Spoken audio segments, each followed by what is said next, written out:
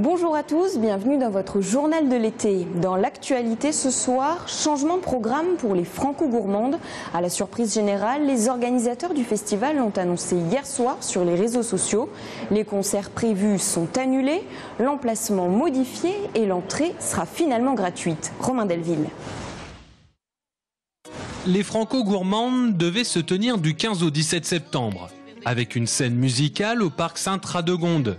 M. Pokora, Cocoon ou Claudio Capéo étaient annoncés. Une entrée à 35 € la journée et depuis hier, on oublie tout, ou presque. C'est la page Facebook de la Cité internationale de la gastronomie qui l'a annoncé hier soir. Exit M. Pokora, bonjour la gratuité. Ce festival qui se veut musical et gastronomique, qui avait lieu jusqu'alors en Saône-et-Loire, va se concentrer sur le cœur des Halles, la Villa Rabelais et la Guinguette. À la Cité de la gastronomie, on se veut optimiste et on met en avant que la programmation culinaire sera la même.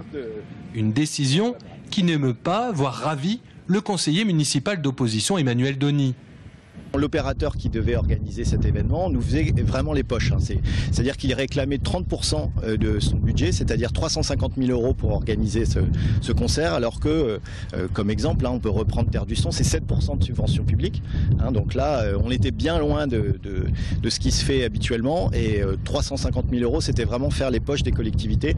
Donc je ne regretterai pas que cet événement soit annulé. Une conférence de presse sera organisée la semaine prochaine, où l'on apprendra le nouveau dispositif, peut-être même le nouveau nom du festival, qui appartient au producteur des Francopholies de La Rochelle, Morgan Prod. Un rapport sénatorial prône la fermeture urgente du centre de déradicalisation de Pontourny à Beaumont-en-Véron. Ces conclusions ont été rendues aujourd'hui. En cause, l'inefficacité du dispositif et son coût disproportionné. Florent Clavel.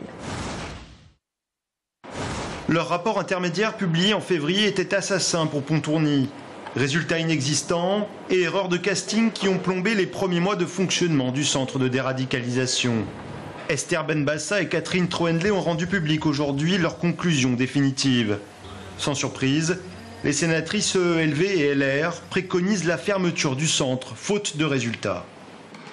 Pontourny, c'était une expérience et cette expérience n'a pas marché. Il faut tirer les conclusions, c'est tout. Quelle personne irait sur la base du volontariat dire je viens pour me déradicaliser? Pardon, c'est pas les alcooliques anonymes. Et les deux parlementaires de porter les stockades. En cause, le coût de la structure pour l'État. 27 personnes employées, 2,5 millions d'euros de budget annuel, mais seulement 9 pensionnaires à l'ouverture, plus aucun aujourd'hui. Dans cette galaxie de la déradicalisation, Pontourny n'est pas seul en cause. D'une manière générale, les sénatrices estiment qu'il faut réformer la politique de déradicalisation menée en France. Comment? En mettant en place un cahier des charges pour sélectionner les organismes habilités à déradicaliser. Autre possibilité, des appartements éducatifs, mais toujours pas à Pontourny. Vous n'allez pas faire venir des gens du Nord à Pontourny pour faire des appartements. Franchement, ce genre de choses ne marcheraient pas non plus. Il faut que ces jeunes soient accompagnés par leur famille, par toute une série de gens, de professionnels, et là où ces gens se trouvent. Voilà. Les informations délivrées dans ce rapport ne sont pas nouvelles, mais ces conclusions viennent rappeler, une fois de plus, l'impasse dans laquelle se trouve le centre de déradicalisation de Pontourny.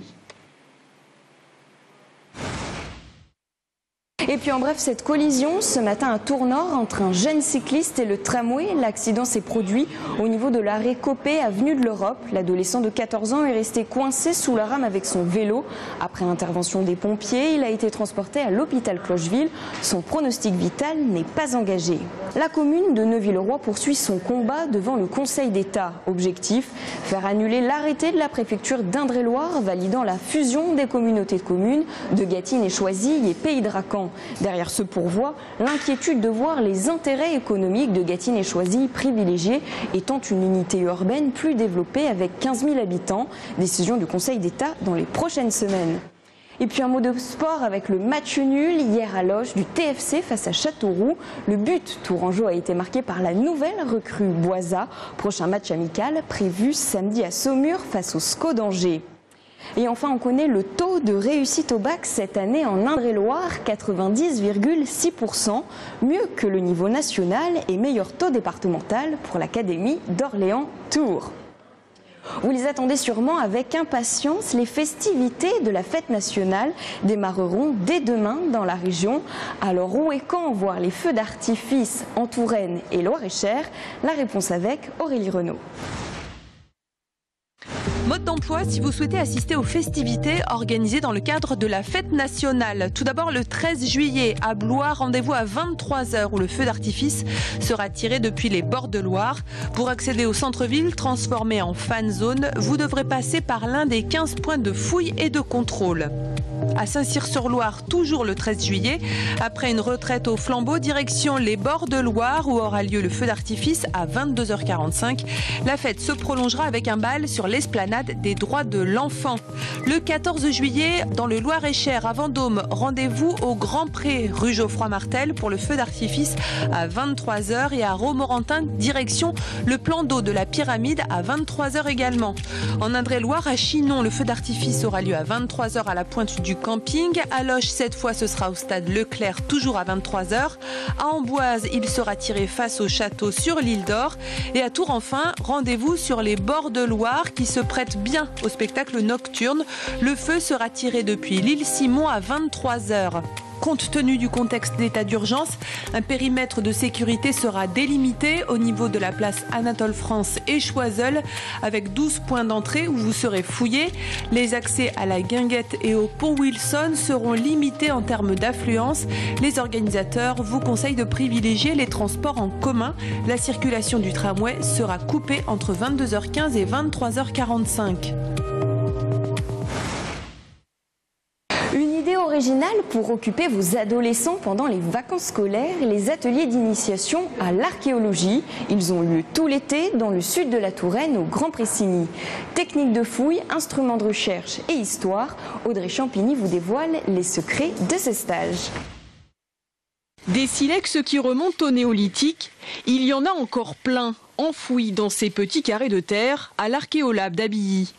La mission de ces archéologues en herbe, mettre au jour ces petits trésors datant de 2000 ans avant Jésus-Christ. Là, ils sont sur leur toute première journée d'initiation à la fouille. Hier, ils ont découvert la taille de silex. Aujourd'hui, c'est vraiment de se mettre dans le bain d'un archéologue. Ils ont le matériel de l'archéologue, tout ce qu'il faut pour fouiller, également pour faire des relevés pour prendre toutes les informations de ce qu'ils ont trouvé. Et ensuite, on va extraire les objets pour les envoyer en poste-fouille à la Maison de la Préhistoire et de la Nature, au Grand Pressigny, où ils vont pouvoir laver, identifier et étudier ce qu'ils ont trouvé. Avant ça, première étape, fouiller et trouver ces fameux silex, un travail de minutie et de patience. Tu as besoin de quoi concrètement là pour trouver les silex? Donc de ça là, tu vois, pour enlever la terre, donc pour gratter comme ça.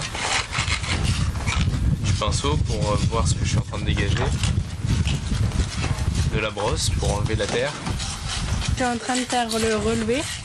Donc à chaque caillou, ça représente le carré qui est là. Et à chaque caillou, je représente sa place et je le dessine. Si l'objectif premier du stage est de faire découvrir le métier d'archéologue, l'idée est aussi, pourquoi pas, de créer des vocations.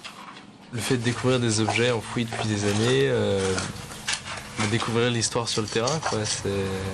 Il y a un petit côté Indiana Jones ? Ouais.